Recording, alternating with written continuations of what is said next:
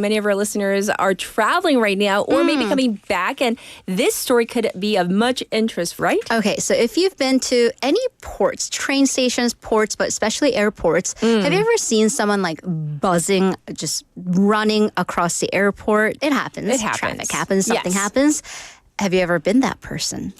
No. Fortunately not. Right. So Right. Irish budget carrier Ryanair, they announced it's going to fine passengers €100 if they arrive at the boarding gate less than 40 minutes before departure. Oh. 40 minutes. 40 minutes. Yeah. The airline argues that it is necessary to improve punctuality, which means being on time.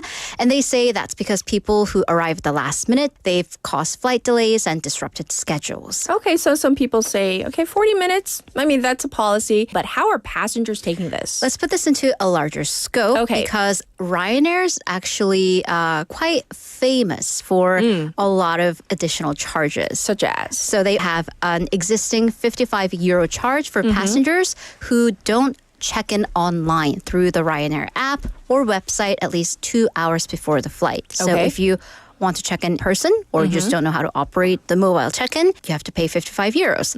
One traveler was actually already fined €100 for having arrived 35 minutes before departure. So she was Yes. 5 minutes late due to unexpected traffic delays and said that there are circumstances beyond control.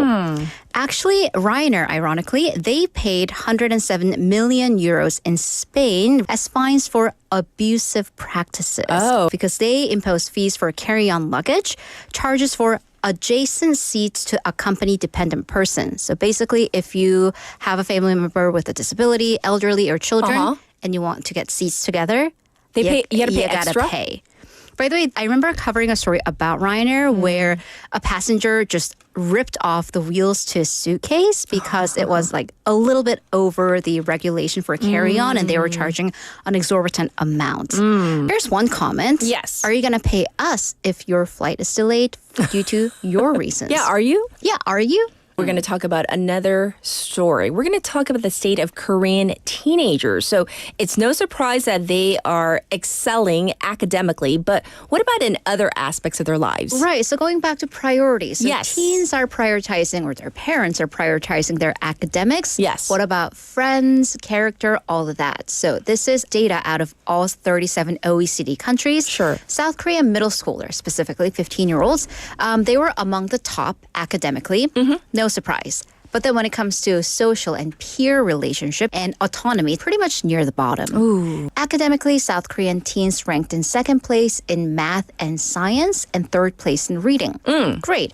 Also okay in terms of humanities studies, creative and expressions. Okay, now hit us with the bad news. All right. So Okay. relationships with parents in 12th place. So a little bit basically kind of in the middle. Okay. With peers, though, Yes. 36th place. Out of? 37. So this we're is- near the bottom. We're very much near the bottom. Oh. But then, ironically, but also makes sense, their relationship with teachers, first place. Because they're with teachers all day long. All day long. night. And probably Yes. not even just public school, but also private education. Yes.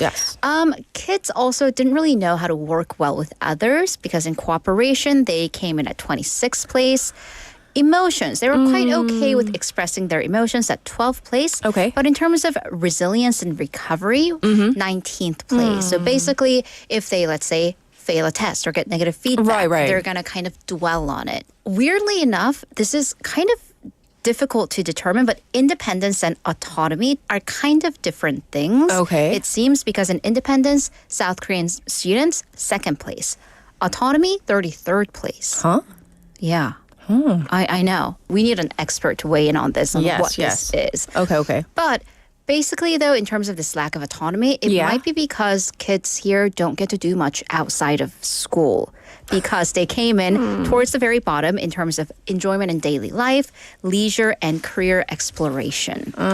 So what does this tell us? Yes. Well, these 15-year-olds are one of the most impressionable years of one's life. Sure. And this period sets up a foundation for your social, emotional development, and also character building. So experts say that the kids, teens need wider opportunities to be more critical of oneself, society, and the world around them. All right. Well, earlier this week, it was Ipa. So that means we're like officially heading towards summer. Big question. How hot is it gonna be?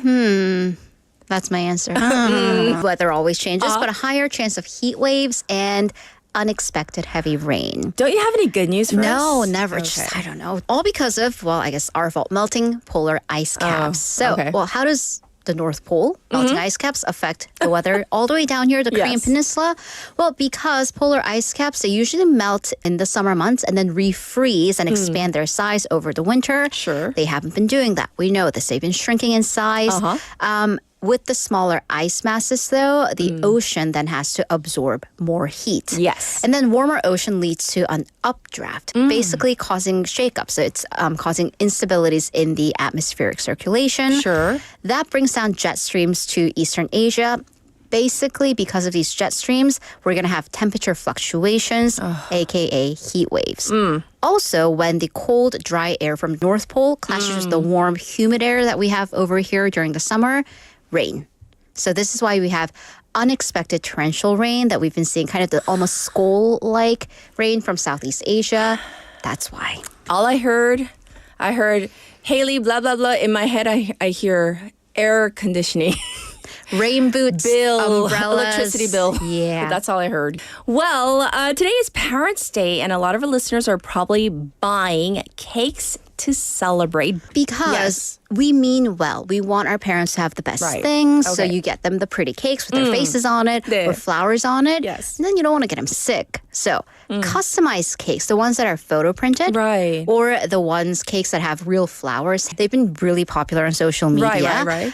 But they might have trace amounts of pesticides or use unapproved food dye. Oh, no. That's not food dye. Yeah, so Korea Consumer Agency ran tests of 5 photo printed cakes and 5 flower cakes. One had azorbine or azorubin, which is a red synthetic dye that in Korea is not approved for food usage. Because if kids under 10, it's been reported, if they're exposed to excessive amounts, that might actually increase or trigger excessive behavior. Yes. And then another company had above the permitted levels of tar-based food dye. 5 of the businesses had floral cakes that use not approved for food flowers. Yes. And then the flowers themselves, they had trace amounts of residual pesticides. Thankfully, they didn't make it onto the cake. But once again, check, because a lot of these companies do operate out of social media. Check that they have real stores that have food licenses. And just be careful.